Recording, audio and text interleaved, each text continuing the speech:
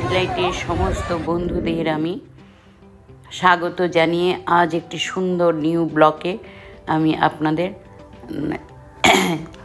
নিয়ে যাচ্ছি। তো চলুন আপনারা দেখতে থাকুন, আমার সঙ্গে থাকুন। আজ আমাদের শ্রী শ্রী ঠাকুর, আমার পরম শ্রদ্ধেয় গুরুদেব শ্রী শ্রী ঠাকুর অনুকূলচন্দ্রজির আমাদের গুয়াহাটি আশ্রমস্থিত বা মন্দিরস্থিত বিগ্রহের স্বর্ণ জয়ন্তী উদযাপিত হয়েছে আমাদের নর্থ ইস্টের আসামের গুয়াহাটির প্রাঙ্গণে। তো এখানে প্রায় সহস্রাধিক, বলবো না, লক্ষাধিকের উপরেও লোক একসঙ্গে সমবেত হয়েছে। নানান রকমের সাংস্কৃতিক অনুষ্ঠান, নানান রকমের খাওয়া দাওয়ার এবং প্রোগ্রাম সঙ্গে আমাদের দেওঘরস্থিত সমস্ত দাদা, পূজনীয় দাদা এবং পূজনীয় বৌদিরা সবাই উপস্থিত রয়েছেন। তাদের সান্নিধ্যেই আমাদের এই মহা উৎসব অনুষ্ঠিত হয়েছে। আমরা নিজেরা সেখানে উপস্থিত থেকে সারাদিন সমস্ত রকমের আনন্দ উৎসবের মধ্যে আমাদের দিন কেটেছে। নানান রকম সাংস্কৃতিক অনুষ্ঠান, খাওয়া দাওয়ার বিশেষ ব্যবস্থা করা হয়েছে। খুব সুন্দর সব কিছু, মনে হচ্ছে যেন সমস্ত ধর্ম নির্বিশেষে সব আমরা একই ধর্মে, একই সনাতন ধর্মে সব আকৃষ্ট হয়েছি। হ্যাঁ, ছোট বড় বৃদ্ধ নানান দেশের লোক সেখানে উপস্থিত ছিলেন। সকলের মধ্যেই একটা বিশাল আনন্দ অনুভব যেন সবাই করছে। তাছাড়াও সেখানে ছিল ফ্রি মেডিকেল ক্যাম্প, এই ব্যবস্থাও রাখা হয়েছিল। ইমার্জেন্সিরও ব্যবস্থা ছিল, দমকল সব কিছুই ব্যবস্থা ছিল। হঠাৎ কোনো কিছুর প্রয়োজন যেন অসুবিধে পড়তে না হয়, সেরকম একটা বিশাল ব্যবস্থার আয়োজন ছিল।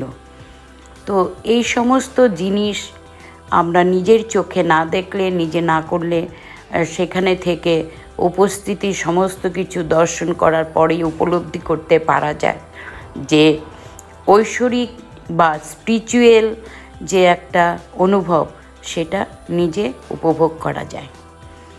তো যারপর নাই সেখানে আমরা যথারীতি থেকে দুপুরে সেখানে মহাভোগ প্রসাদ গ্রহণ করেছি।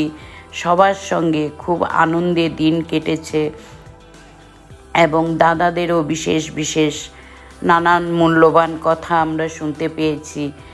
এবং সন্ধ্যায় বিনতি 5:09 প্রার্থনার পর, সমবেত প্রার্থনার পরও এখানে আমাদের ঠাকুরের গান, নানান রকম সাংস্কৃতিক অনুষ্ঠানও সেখানে হয়েছে, সেটাও আমরা উপভোগ করতে পেরেছি।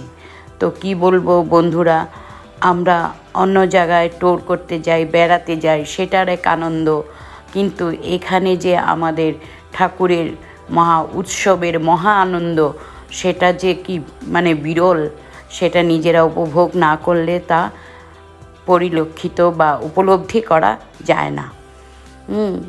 তো আমরা তো সবাই ভীষণই আনন্দ করেছি। আমরা সকালেই সেখানে চলে গেছিলাম এবং বেশ রাত্রেই আমরা ফিরেছি ঘরে। সমস্ত দিন আমাদের কাছে যেন ছিল এক ঐকান্তিক আনন্দময় মুহূর্ত। ঠাকুরের স্বয়ং সান্নিধ্যে বা ঠাকুরবাড়ির পরিবারের সান্নিধ্যে আমাদের এই শুভ যাত্রা এবং আনন্দ, আবার ফিরে এসেছি, সমস্ত কিছুটাই সম্পূর্ণ হয়েছে। তো তাই আজকে আপনাদের জানাচ্ছি যে আপনারা যদি এই আনন্দ উপভোগ করতে চান, ঠাকুরের সান্নিধ্যে আসতে চান, তাহলে আপনারা সকলেই ঠাকুরকে ধরুন, ঠাকুরকে নিয়ে চলুন। আর ঠাকুরের নানান রকম আদেশ বাণী সেখানে নানান জায়গায় সেখানে লিখিত রয়েছে, সেইগুলি পড়ুন, অনুধাবন করুন এবং সেই সমস্তর মাঝখানে আপনারা নিজেদের সমস্ত কিছু নিজেরা ঠাকুরকে উজাড় করে দিন।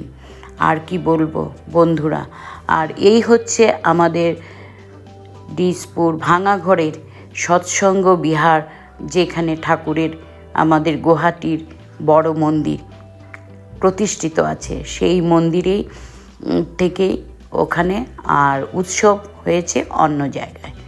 নানান জায়গার থেকে আসামের বিভিন্ন প্রান্ত থেকে বিভিন্ন অঞ্চলের বিভিন্ন জাতির ভাষাভাষীর লোক সবাই এসে এখানে সমবেত হয়েছে। কারুর মধ্যে নেই কোনো ভেদাভেদ, কারুর মধ্যে নেই কোনো কলুষতা। নির্বিঘ্নে নির্বিবাদে সবাই যেন এক প্রাণ এক মন দিয়ে ঠাকুরের এই উৎসবকে আমরা আনন্দের সঙ্গে উদযাপিত করেছি।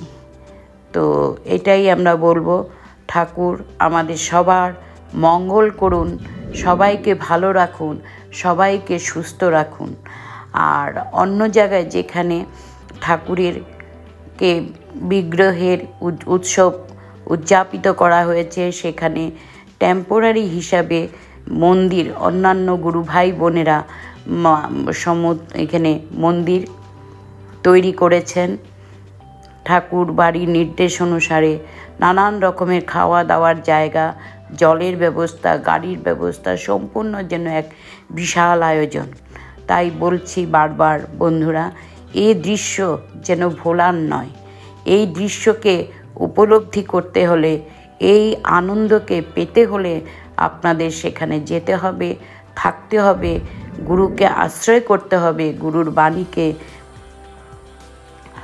আদেশ করতে হবে, গুরুর বাণী মাথার নিয়ে সেটাকে আপনারা কার্যে পরিণত করতে হবে।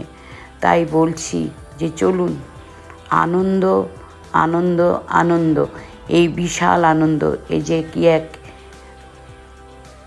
মানে আমাদের মধ্যে এক লহমায় যেন সমস্তটা খুব সুন্দরভাবে যেন আনন্দিত হয়ে চারিদিকে ছড়িয়ে পড়েছে।